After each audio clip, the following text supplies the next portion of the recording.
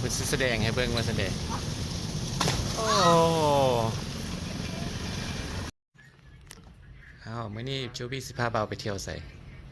สไปดีนี่ต่อละเช้าเวลา9:40สิพาบอนิโอกับไม่เท่าไปเรียนวังเวียน อีกผู้หนึง นี่น้องแอนน้ำ4 คน เนาะเขาสิไป 2 มื้อเนาะนอนคืนนึง อืม ไปไม่เท่า ไม่เท่ากินข้าวหรอวะ ไม่เท่า เขาไม่เท่ากินแล้วอัน เรา นะ สิไปกินเนี่ย กินข้าวเปียก เปียกเนาะโอ้ยไม่ได้กินแต่ว่านี่นะเปียก แมนขาดมือแล้วนะแอนนี่กินหรอวะโอเคพาไปกินข้าวเปียกก่อนเนาะเคี่ยวกินแล้วก็เคี่ยวไป เพราะว่าอยากไปท่องเที่ยวแมันปะ เขาเปียกเนี่ยเขาไปกินร้านเก่าอ่ะ ตัวใดแซ่บๆไปเลยตัวห้านเก่าเลยเนาะตัวมันแซ่บอะเนาะ โอ้ยยังบ่เปิดตรงนี้10 โมง บ่โห10 โมงพุ่นซั่นตัวใดเอาแซ่บเปิดอ่ะนะเอาเลยอ่ะเสื้อกันหนาวบางเธอสิได้ขี่มันหยังก็อันโต สลิง ว่ามันสลิงโตเป็นจ้องแล้วมันเป็นคือโกคาร์ดเป็นรถขี่มันพัดลมใหญ่ๆอะนะภาษาลาวมันหยัง เป็นลูกใหญ่เปล่า มันสิมีโกคาร์ทบอลลูน บอลลูนมันซ่าโพดสิขี่โตโกคาร์ดอัน paragliding หั่นนะเป็นมันเป็นจ้องบินเหาะได้เลยอะนะสิไปลอง ไปทำไปขี่ adventure เด้เนาะเขาก็จะได้ออกเดินทางไปกินข้าวเปียกก่อน ฮะ พากินมากินข้าวเปียก888สักก่อนค่อยไปเคี่ยวกินเคี่ยวไป แล้วก็พอดีไปแววน้ำอ้อยเลยคักพี่เดี๋ยวจะกินหยังก็ได้กินรอดกินน้ำอ้อยกับอยู่นี่ สบายก็ แม่นเนาะไม่เท่าเนาะกินข้าวอย่างแซ่บทุกมื้อเนาะเดี๋ยวนี้เนาะ แซ่บ จะได้หน้าตุ้ยพีขึ้นได้อันใด อาหารเก่าดูอีพีก่อน ท่านประจำเบิ่งแอนแฟชั่นแอนเบิ่งอันนั้นโอเคบัดเบิ่งเกือบนี่ เบอร์งัวน้อยสอง อันเอาข้าวเปียกเด้อหน่อยน้อยไม่เท่าบ่กินไม่เท่ากินแล้ว 3 อย่างเปลือกงัวหมู ไก่โอเคเข้าใจ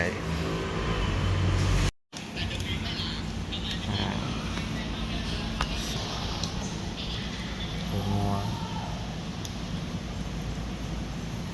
งานรีวิวให้อันสาวดาวจะเบิ่งนั่นแซ่บหรือบ่แซ่บ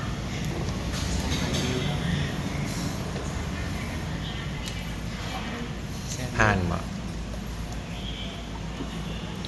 นี่คือโจ มากินแล้วรอบแรกอันนี้รอบที่สอง รอบที่สองมักแต่เฟอร์ไว้ที มันนัวอยู่ มักเพชร เห็ดโปเซฟตามมาริโอเอา มักเพชรบ่แซ่บ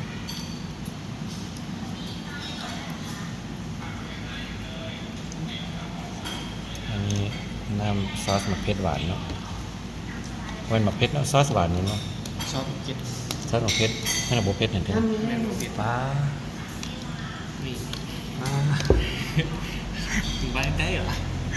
ชิมจิ้มทอด สิบริเวณน้ำทางแต่เผยเที่ยวไว้นี่นะว่าแอนมากินเพชร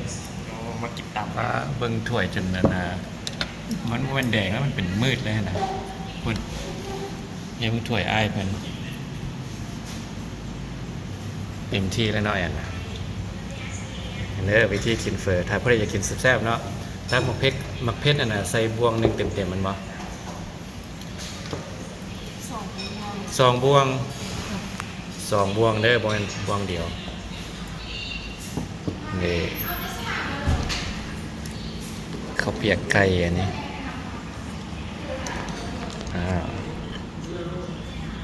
ข้าวเปียกเส้นน้อย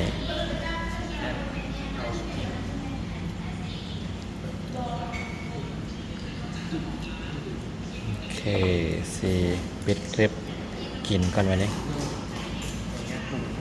ขออนุญาตปรุงขออนุญาตกินซะก่อนเมืดจูบี้จนเหงื่อแตกอันนี้ก็เมืด อยู่ที่แซ่บสุดวันนะมดเลย เมืดอันนี้ก็เมืดไม่เท่าจ้อยบ่ได้กินน้ำเพิ่นเบิ่งอันน่ะคลิปทอรี่เดี๋ยวนี้บ่ได้ไม่เท่ากินข้าวกันแล้วเด้อันเด้อ FC อันน่ะอันนี้เป็นห้าน ซื้อน้ำอ้อยประจ โอ้ย ำมาเกือบทุกมื้อ บ่ได้ใส่ลายเนาะ โอเค ไปใส่ฟองจะมาไปใส่ลาย มาซื้อทุกมื้อเลยได้อนี่เดี๋ยวไหนบ่ขาดมื้อ คืออยู่ที่มันคือมันแพง แมนพอกับแล้วแต่คนหมักเนาะอันนี้หมักน้ำอ้อยอยู่แล้ว กินบ่ขาด อันโจบี้นี่บ่ขาดอย่างก็บ่ขาดเบียร์เนาะ เออ เป๊ปซี่ อันนี้บ่ขาดน้ำอ้อย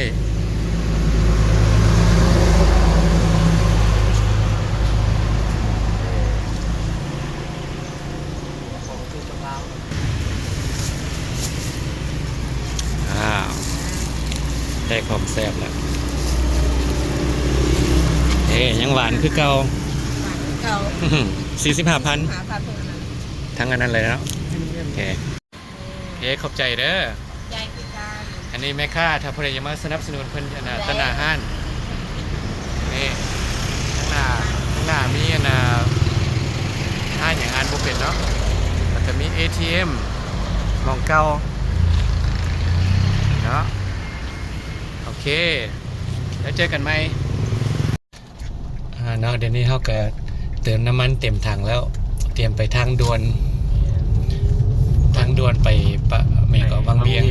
ทางด่วนประมาณ1 ชั่วโมงครึ่งก็ขี่ฮอดวังเวียง ถ้าพอดีไปทางน้อยเนี่ยเนาะบ่แนะนำเนาะ โดย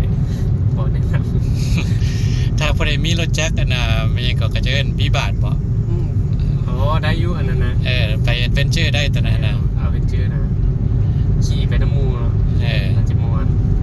อันไผมีรถกระบะก็อย่าบ่แนะนำมันบ่คันไปทางนั้นน่ะคือตูดกระติดเต็มที่คุ้มหลาย มี ว่ะ ทางด่วนกับทางด่วน ไปก่อนเนาะ ทางกัน คันรถจักรวิบากนี่โอเคบัดนี้ แม่น เอาเนาะอันนี้ประตูเข้าทางด่วนทางมาก็นะถ้าพอดีขี่มาไปเจอน่ะถนนโด่งๆเนาะตัวนี้เนาะ เลี้ยวซ้ายมาซื้อเลย จนจำทางเข้าเข่งมาเนี่ยสิราคาเท่าไหร่โจ๊กมานะจ่ายแอปบอกเห็นไหมใส่แว่นลงบีบเอาวะทำแล้วกดเอา กุดบัตรเอาอ่ะ โอ้ไปจ่ายตามหลัง ไปจ่ายหน้า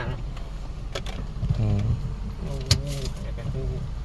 อ๋อไปจ่ายอยู่ข้างหน้าโอ้ย เอาบัตรแล้วไปจ่ายนี่ทางด่วนก็งามมอนดีเนาะหนทางประมาณ1 โมงครึ่งแล้วจะไปขับซ่ามันบ่ แม่นจะประมาณนี้นำรถอันคุณหลักรถกันไปอ่ะตัด คักเนาะเขาทำเลยเจอผู้ทางด่วน อยู่ในกันงาน ก่อสร้าง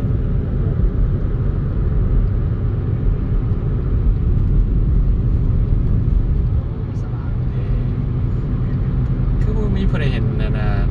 ถ่ายคลิปลงทำไปนี่ มีแต่คลิปติ๊กต็อกยูทูบยังไม่มีบอก ผู้เห็นเลยเห็นแต่เขาจะเขาจ่ายเงินออกโอนมาทางด่วนเด้อ50,000 500,000หมดเลย500,000บ่แอนเท่าไหร่ก็รถตู้รถจะขี่มานะรถทัวร์เท่าไหร่ก็500,000รถเนี่ยเท่าไหร่เนาะรถน้อยเขาเนี่ยถ้าเบิ่งสอนเลยอ้าวแล้วเจอกันยี่มองจ่ายเงินแล้วมันสิเท่าไหร่กันรถเก๋งนะนี่เนาะทางด่วนมีแถวภูแถวผาธรรมศาสตร์ งามอะงามมั้งไหมครับ มากกว่าวันนั้นสินอนอยู่บ้าน ดีใจแล้วที่ได้มาวันนี้ ปีก7 บาทเนาะ เอาไม่เท่าเลือกเอาอย่าไปปีนหน่วยใดว่า ปีหน้าเลยจ้าง จ้างลูกค้าเบรกเลย บิ่งอยู่น้ำคลิปน้ำทีวีเป็นอย่างไงจะบ่คือมาประสบการณ์เอาเองแท้ๆเนาะจะมีเนาะ ตอนนี้เรามารอ แม่น ใครที่คิดฮอดบ้านบ่คิดฮอดประเทศลาวบ่คนลาวอยู่อเมริกาก็อยากมาก็มาเดี๋ยวว่าใครอยากกันให้พาน้ำพากะซิตี้ในบอดี้โอเนี่ยจะปีนึงกับมาน้ำกันปัจจุบันเดียว มันโจบี้ก็ได้คันเบาเรียวบ่อยู่นะ แม่นมาหาเขาก็ได้เนาะพันเดียว รถมีสภาพงามหลายภูผาป่าดอย บริษัทก็ อันยังก็แม่ ของบริษัทเมื่อทุกอย่าง แน่ ซ่องเบาคำนะเพิ่นจะเว้าบริษัทเพราะว่ามาอยู่ลาวใหม่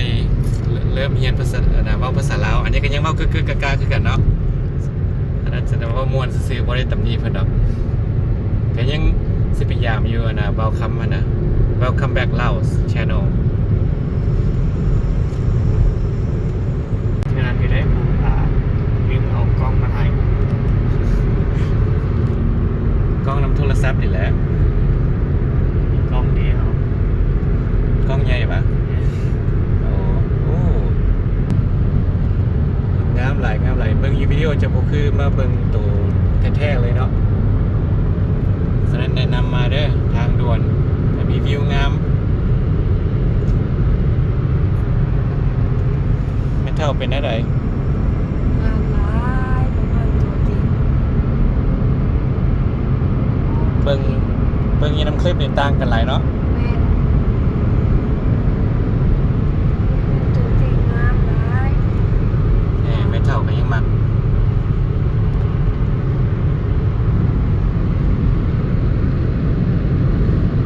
ออกปากกุ๊กไม่สิ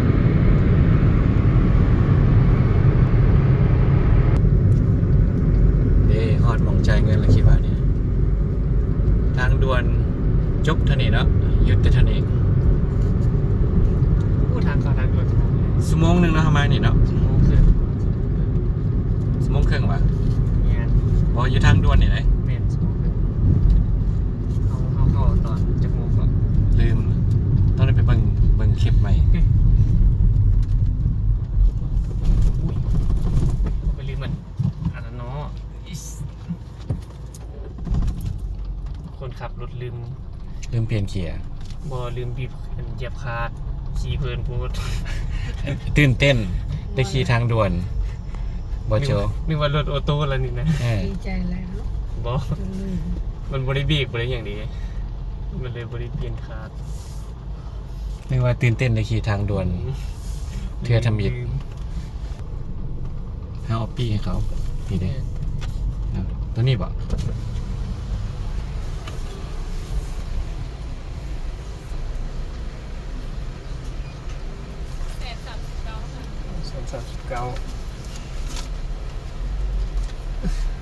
โอเค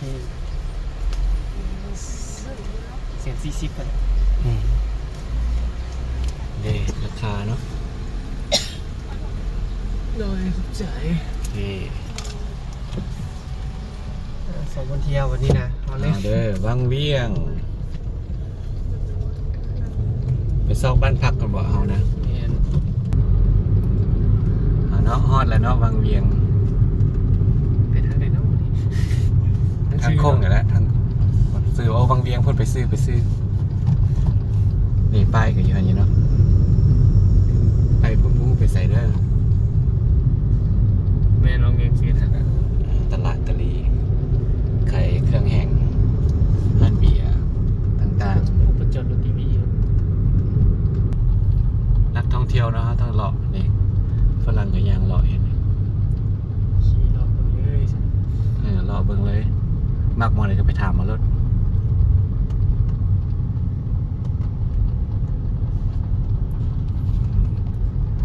นี่ว่านักตนนะเบิ่งฟ้าวสิไปถ่ายวิดีโอให้ฟ้าวตนเด้อเนาะเด็กน้อยเล่นน้ำเพิ่นสิแสดงให้เบิ่งว่าแสดงโอ้คน เก่งเก่งเก่งเก่งน้ำก็บ่ได้เลิกได้นะต้นใส่น้ำขี้ตมเลยนะนึกว่าน้ำเลิกสนอกนึกว่าน้ำเลิกสนอกน้ำตื้นๆหนึ่งเก่งไรเก่งไร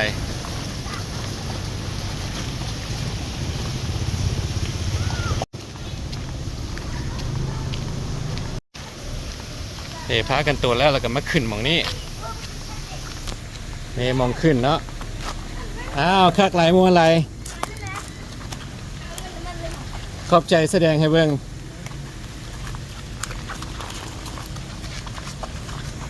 ไปแล้วเนาะสภาพเด็กน้อยลิ่นอยู่พี่คักไหลบกล้าตัวน้ำเขาได้ย่างไปนี่ก็ยังบกล้าเลยถามราคาเบิ่งให้ไม่เท่าได้ชมออกชมวิวมูว่ามันเต็มหรือเปล่าคิดว่าบอเพราะอันนี้มันเป็นวันเห็นเวียกเห็นงานเนาะ ถามกัน จะถามราคาเบื้องก่อนทั้งหลังมันเป็นอะไรมันมีห่วยได้ห่วยมองเด็กน้อยโตนให้ไม่เท่าชมวิวได้อยู่ได้ไงเห็นภูเนาะบรรยากาศทั้งหลัง ทับปุสั้นกับไป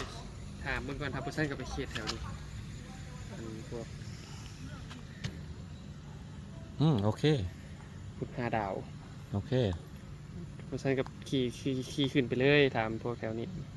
อันนี้อยู่ใส่แล้วเขตใด นี่เฮาอยู่นี่ตอนนี้เฮาอยู่นี่ขี่ขึ้นมาเลย โอเคงามแน่นะไป แม่น ถามเบื้องซื่อๆมองนี้นะโฮเทลตัวเมื่อกี้เต็มไปซอกตัวใหม่บนทางจะมีการปรับปรุงหลายขี้ฝุ่นก็แห้งกว่าปากสั้นดงกับสร้างอีกเนาะนี่นะเปลี่ยนแปลงไปหลายบูจือเลย เห็นหน่อย คิดว่าเด็กน้อยขี่เข้าไปเต็ม เขาไปมือเขาเลย เขากำลังเข่าคืนพักกินข้าวตอนสวยกลับไปคืนมานี่มันฟ้าบดเขาคือว่ามันทำมันแรงเลยเนาะจริงแล้วหากเกินต้นหัวแรงบ่ใครมันไม่ พวกเราเที่ยวไล่ไม่ใช่จริง เพราะอะไรทางเพมันหนัก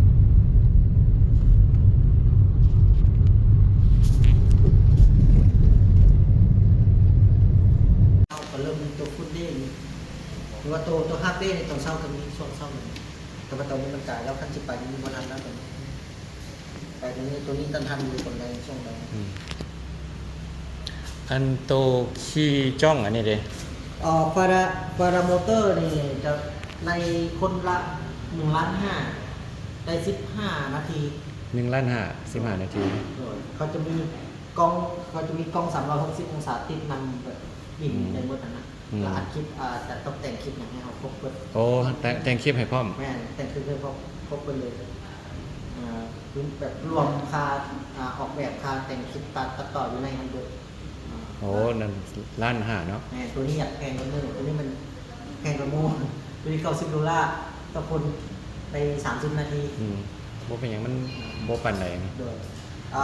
รถบักกี้นี่ชั่วโมงหนึ่ง600,000รถบักกี้ชั่วโมง600,000 แล้วเฮือนะ ส่วนเธอตัวนี้ชั่วโมง100,000ซาวเขาจะมาฮับอยู่นี่เลยเขามาฮับมาส่งอยู่นี่ชั่วโมง100,000ซาว บ่ว่าอันน่ะไปเริ่มต้นหาปลายเนาะเอาตามชั่วโมงเนาะ แม่น อันนี้แนวนั้นเบิดบ่อยู่ใส่ก็ดี แม่นชั่วโมง100,000ซาวต่อคนหนึงแล้วเขาจะมาฮับเขาไปเริ่มต้นจากพุ่นไหลมาแล้วเขาจะมาส่งอยู่นี่ โอ้มันจักชั่วโมงแต่พ่นไหลลงมาเนี่ย แล้วแต่เขาจะซื้อจากชั่วโมงเขาแล้วแต่เขาจะเล่นโดนประดับนะเล่น2 ชั่วโมงก็ได้3 ชั่วโมงก็ได้แล้ว โอ แต่ เคโอเคเนาะขอบใจนั่นมาเบิ่งห้องว่าสิเอาหรือบ่มีห้องอาบน้ำนอน2 คนเขาไปว่าห้องน้อยนี่เต็มหมดเลยเนาะห้องน้อยห้องถือ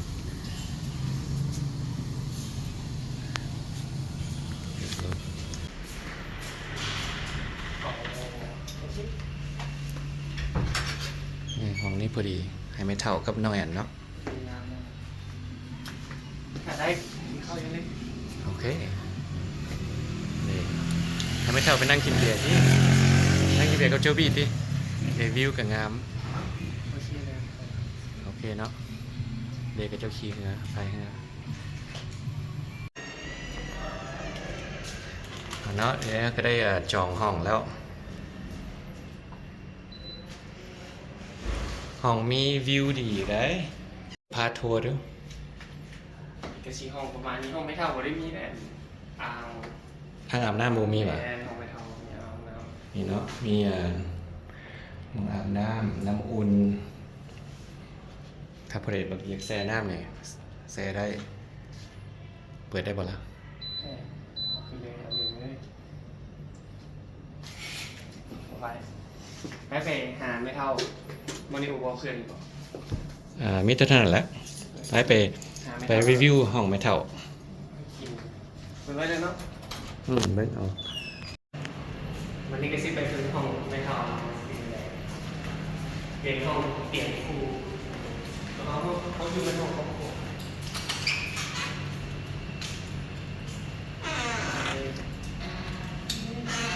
ได้นะค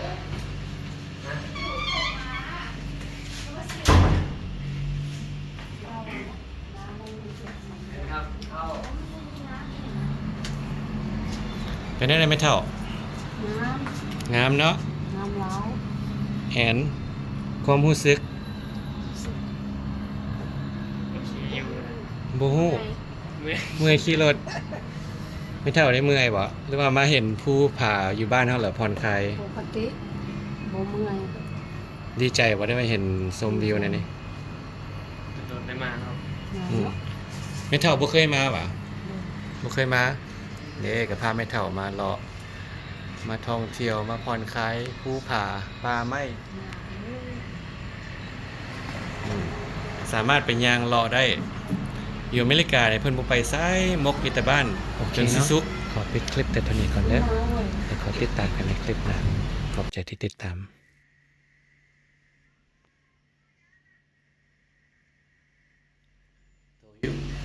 หลังโฮเทลนี่บ่ไปซะเนาะสิไปหม้องอื่น กำลังโซ่ ไปหม้องวิวงามๆ